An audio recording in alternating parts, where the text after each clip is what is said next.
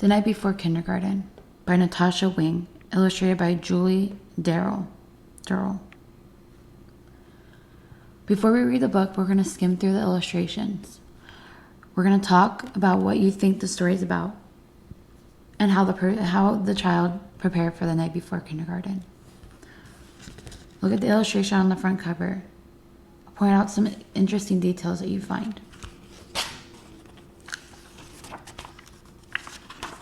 We're just going to skim through the illustrations before we start reading the book. Look at all the details. Point out all the interesting details that you see that you would like to talk about.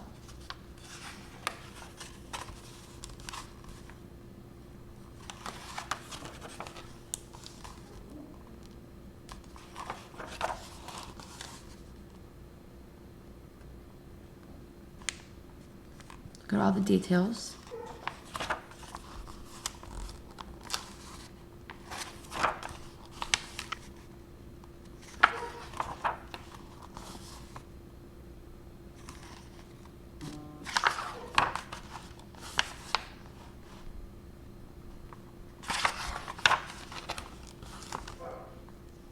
Look at the classroom and how it's set up.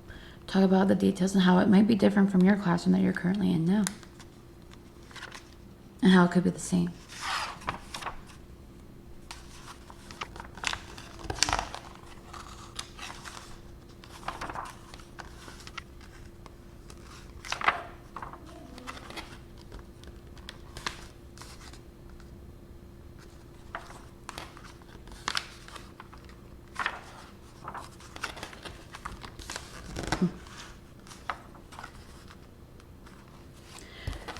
Think about the night before kindergarten. Think about the night before you started kindergarten. As we read the book, look at similarities about what you did the night before kindergarten and what the people in the story did too. See if there's any similarities and see if there's any differences and compare. Now let's begin. The Night Before Kindergarten by Natasha Wing, illustrated by Julie Durrell.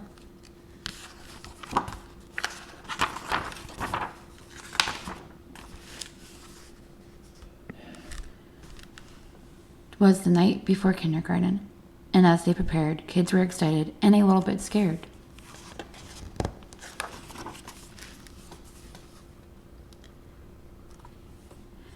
They tossed and they turned about in their beds, while visions of school supplies danced in their heads.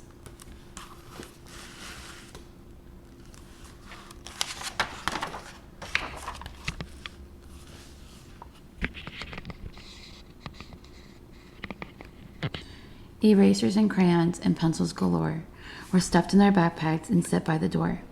Outfits were hung in the closets with care, knowing that kindergarten soon should be there.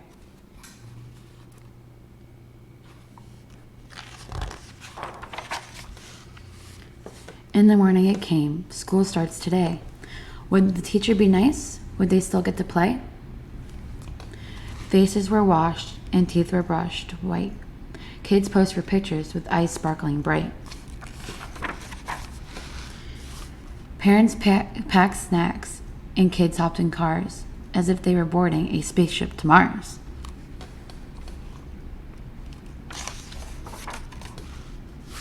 Some kids brought blankets or their favorite stuff to bear in hopes they could nap like they did in daycare. Their parents exclaimed, you are big kids, wow. Let us hold your bears and blankies for now.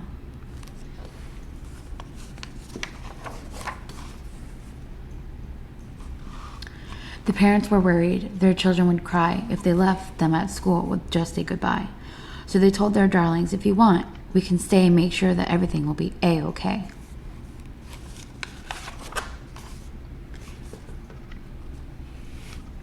The teacher then greeted each one with a smile and invited the students to stay for a while. The room was all filled with toys, books, and maps, but where were the beds for mid-morning naps?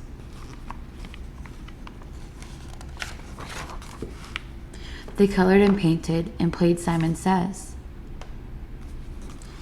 then tumbled and skipped and stood on their heads. They sang silly songs from beginning to end. With just a minute, each kid had a friend. Within just a minute, each kid had a friend.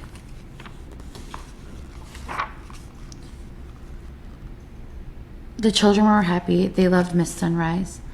It was she who was in for a giant surprise. When what to her wondering eyes should appear, but sad moms and dads who were holding back tears. Their noses so sniffly, their eyes red and wet. This was the saddest goodbye Miss Sunrise had seen yet.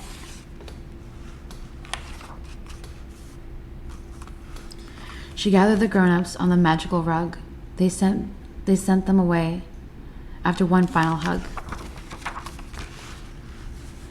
The children all waved from the door of the school. Don't cry, Mom and Dad. Kindergarten is cool. So after reading that story, we're going to share our experiences with kindergarten, the night before kindergarten, the first day of kindergarten, and how you felt, how your teachers felt, and how your parents felt. Compare your story and your experience with others in the classroom, and then have an open discussion at the end. As you skim through the book, look at all the illustrations, point out all the fun details that you saw. Compare them to what you had in your head the night before kindergarten. Think about your outfit that you wore. Think about all the details that illustrations have shown. Compare your experience with others and the people in the book.